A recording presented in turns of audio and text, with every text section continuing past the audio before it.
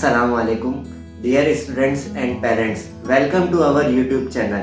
आज की वीडियो में हम क्वेश्चंस जो पेरेंट्स से रिलेटेड थे वो हम सर फुरकान से पूछेंगे, जिनका आंसर सर फुरकान देंगे। आइए मैं दावत देता हूँ सर फुरकान को।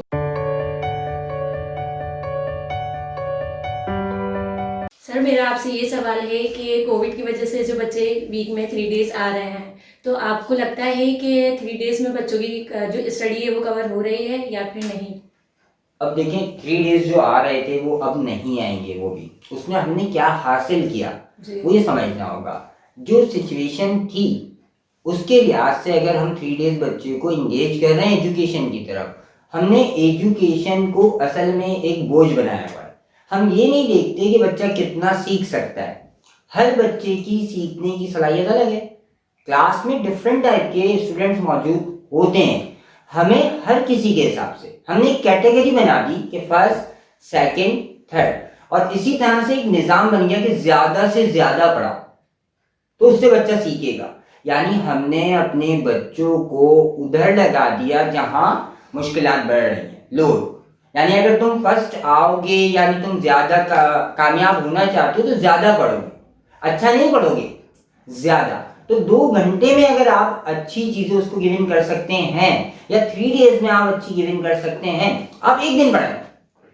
लेकिन वो एक बच्चा जो 6 महीने पढ़ रहा है और एक बच्चे जो एक दिन बहुत अच्छी चीज़ पढ़ रहा है, जो उसके काम आनी है। तो अगर हम बेहतर तरीके से टीचिंग के टूल्स को इस्तेमाल करें तो बहुत कामयाबी बच्चों को हासिल हो सकती है। सर, ये जो कोविड की वजह से छुट्टियां पड़ी वेकेशन में, बच्चे इसमें बहुत ज़्यादा खुश हैं, तो इसकी कोई वजह क्या हमारे टीचिंग का निज़ाम सही नहीं है या फिर क्या, किस वजह से बच्चे खुश हैं कि हमारे वेकेशन में अलग अलग क्लास हो रहा है? कुछ बच्चे उदास भी, लेकिन ज़्यादातर बच्चे खुश हैं इस चीज़ में। हमारे यहाँ देखिए निज़ाम क्या है एजुकेशन का, बच्चे के ऊपर बोझ डाला जाता है। कोई भी बच्चा हम ये नहीं देखते कि एजुकेशन से खुश है। हम ये देखते हैं कि हमारे जो बच्चे हैं वो कितना पढ़ रहे हैं। उनकी खुशी हमारे लिए इम्पोर्टेंट नहीं होती। इंग्लिश का टीचर ही आता है, वो नेक्स्ट पीरियड में बोलता है साइंस का आया, साइंस निकालो। बच्चे का ब्रेन कहाँ लगा हुआ है? दूसरा सब्जेक्ट। तो हम उसके ऊपर लोड डाल रहे हैं। जब एक चीज़ पे लोड डाला जाता है तो उसमें खुशी महसूस नहीं होती।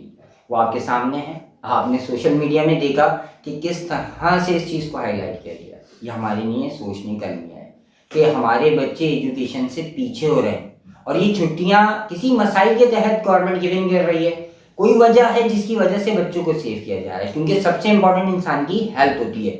हमने एजुकेशन को क्या कर दिया कि एक हाईलाइट कर दिया कि मेरा बच्चा फलां स्कूल में पढ़ेगा, ज़्यादा बेटर होगा, मेरा बच्चा इस क्लास में जाएगा, ज़्यादा बेटर होगा। उसकी वजह से बच्चों के ऊपर लोड हो गया। बच्चे को जो भी आपने सिखाना है उसकी मर्जी से सिखाना है, उसके स्किल्स के मुताबिक सिखाना है, तो वो खुशी महसूस करेगा। कोई मुझसे कहे कि आप क्रिकेट खेलो, मुझे क्रिकेट पसंद नहीं, तो मैं खुशी महसूस मुझे नहीं होगी। तो बच्चे को देखना है कि किस सब्जेक्ट में वो अच्छा है, तो उसमें। और सबसे इंपॉर्टेंट हमारे यहाँ जो फैक्टर है जिसको मैं समझता हूँ कि हमारे यहाँ अगर बच्चा फर्स्ट से सेकंड आ गया तो मैंने देखा पेरेंट्स नाराज हो जाते हैं। तो बच्चे के ऊपर एक प्रेशर पड़ता है और बच्चा प्रेशर कुकर नहीं होता। बच्चे का ब्रेन उसके अकॉर्डिंग टू इट चलता है। अगर उसके मुताबिक चलेंगे तो वो सेटिस्फाई भी होगा और उसको बेहतर नतीजे हासिल करने में फायदे हासिल होंगे। आगे दुनिया में फैसले करने के लिए उसको बहुत बेटर हो। पेरेंट्स की क्या रिस्पॉन्सिबिलिटी एज ए स्कूल और एज ए चाइल्ड, वो क्या जिम्मेदारियां निभाएं कि इस कोविड में वो अपने चाइल्ड को एक बेहतर स्टडी फ्राहम कर सकें, एक बेहतर तालीम मुहैया कर सकें। देखिए मेरे लिहाज से सबसे इम्पोर्टेंट रोल जो है पेरेंट्स का है। ठीक, अगर कोई भी बच्चा मुआशरे में कामयाब होगा उसमें बेहतरीन किरदार किसी भी वालिदैन का है। वो क्यों? क्योंकि तरबियत का हिस्सा ज़्यादातर वक्त बच्चा अपने घर में गुजारता है। अब जब भी कहा जाता है कि एक लाइब्रेरी, वालदा जो है एक लाइब्रेरी है, ठीक है, उसमें ऐसी किताबों का मजमू, क्योंकि देखिए मैं एक बच्चे से मोहब्बत एक लिमिट तक कर सकता हूँ, यानी मेरी बच्चे से जो अटैचमेंट एक लिमिट तक हो सकती है। इस दौर में आप बच्चे को सिर्फ पढ़ा सकते हो। आप जब समझाने की तरफ जाते हो तो आपके ऊपर प्रेशर्स बिल्डिंग होना शुरू होते हैं, तो आप थोड़ा अवॉइड करके टीचिंग की तरफ आए। लेकिन टीचर पहले क्या था, तालीम और तरबियत दोनों साथ थी।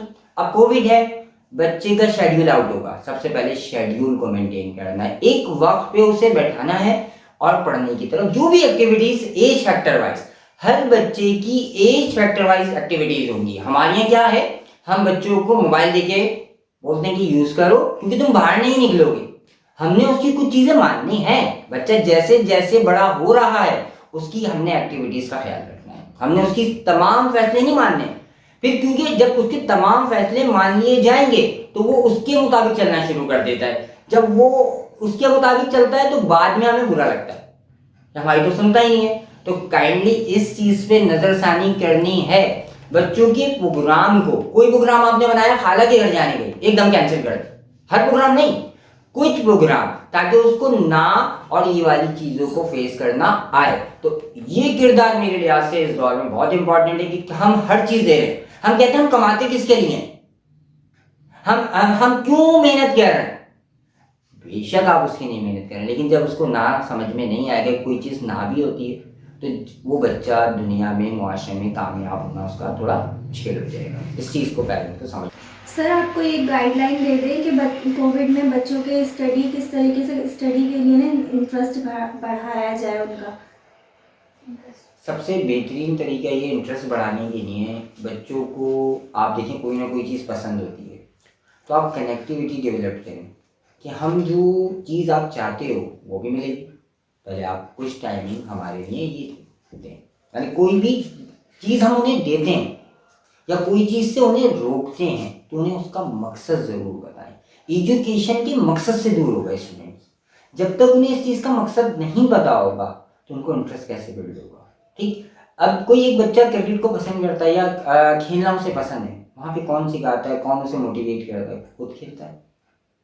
ठीक, तो बुरी चीज़ें बहुत आसानी से बिल्डअप हो जाती हैं, अच्छी चीज़ें पैदा करना पड़ती हैं। आप देखें खुद जो वालिदैन हैं या कोई बड़े हैं घर के, जो बच्चे होते हैं स्टूडेंट्स, वो अगर टाइमिंग पे पढ़ते हैं शेड्यूल बना के तो खुद ब खुद नीचे की जो नस्ल है हमारी खुद ब खुद पढ़ना शुरू कर देती है।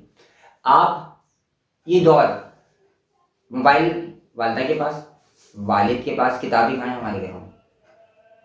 तो जब हमारे घरों में किताबें आ जाएंगी तो हमारा बच्चा खुद किताबों की तरफ आना शुरू हो जाएगा। तो इससे हमें हेल्प मिलेगी, इंटरेस्ट इस तरह से बिल्डअप होगा बच्चे का कि उसे खुद भी बैठे आप उसके साथ। अच्छा, उस टाइम आपने कोई काम नहीं किया, तवज्जो देनी है, मुसलसल प्रॉपर तरीके से तवज्जो देनी है। तो बच्चे जब तवज्जो का भूखा होता है, यानी कोई बड़ा हो या बड़ा हो, जब उसे अटेंशन मिलती है और उसे उसका मकसद पता होता है तो खुद ब खुद इस काम को करने लगता है। उसके मुताबिक उसे पढ़ाया जाए। बस ये समझना है, अगर वो ड्राइंग में इंटरेस्ट ले रहा है तो ड्राइंग करवाई जाए और दूसरी चीज़ें भी लेके चलेंगे। उसके मुताबिक जब चलेंगे तो इंशाल्लाह आपको बेहतर नतीजा से होंगे। सर एज अ एडमिनिस्ट्रेटर आपका क्या पॉइंट ऑफ व्यू है कि हमने कोरोना में क्या सीखा या क्या हमने हासिल किया और क्या हमने मुश्किलात का हमें सामना करना पड़ा स्कूल पॉइंट ऑफ व्यू से। देखिए, हर चीज़ में अच्छाई और बुराई हमारे हाथ में है कि हम उसके बारे में सोचते क्या हैं। ठीक है, कोरोना ने हमें एक मैसेज दिया कि विदाउट रिसोर्सेज भी किया जा सकता है। यानी जो हम ग्लैमर की दुनिया में थे उसने हमें बताया कि हम घर में रह के किस तरह जी सकते हैं। सबसे इम्पॉर्टेंट देखिए, हमने अपॉर्चुनिटीज़, ठीक है बहुत मसाइल हैं, उस मसाइल में अपॉर्चुनिटीज़ क्या हैं। बुरे वक्त आता है तो हमें बहुत कुछ सिखा के जाता है। हमने अच्छा वक्त भी, स्कूल और दूसरी एक्टिविटीज़ जो भी जिस कारोबार से मुंसलिक हैं उन्होंने वहाँ से अच्छा वक्त भी देखा होगा। तो बुरा वक्त को क्यों बुरा कहते हैं? कोई बुरा वक्त नहीं होता, सब अच्छे वक्त होते हैं। तो हमें सोचने के ऊपर है, इस वक्त में हमने ये देखना हमने सीखा क्या, सीखने वाले बनना है। जब हम सीखने वाले होते हैं तो कोई बुरा वक्त नहीं रहता। तो मुश्किलात होती हैं, मुश्किलात से लड़ना सीखना है। इसको जितने अच्छे तरीके से हम डिफेंड करेंगे उतना ही बड़ा कामयाबी और उतनी ही बड़ी जो चीज़ें हम हासिल करने में कामयाब होंगी। वक्त के हिसाब से, सिचुएशन के हिसाब से चलना सीखना है। कोरोना आया, मुश्किलात हैं, बहुत ही प्रॉब्लम फेस की फाइनेंशियली, बहुत सारे मसाइल का सामना करना पड़ा। जो लोग बहुत कोऑपरेटिव थे उनकी तरफ से भी थोड़े से मसाइल आए, लेकिन इसका मकसद ये नहीं कि पूरी दुनिया एंड हो गई। आपने अच्छा सोचना है, अपॉर्चुनिटीज़ यहीं से निकलेंगी। कोई कुछ नहीं हो रहा, जो दुनिया के साथ है वही मेरे साथ, इंडिविजुअल थोड़ी हो रहा, सबके साथ है। तो हमने इसमें बेटर सोचना है और बेहतरी का जब हम सोचेंगे तो अल्लाह ताला हमारे लिए कोई बेहतरीन इंशाल्लाह निकाल देगा।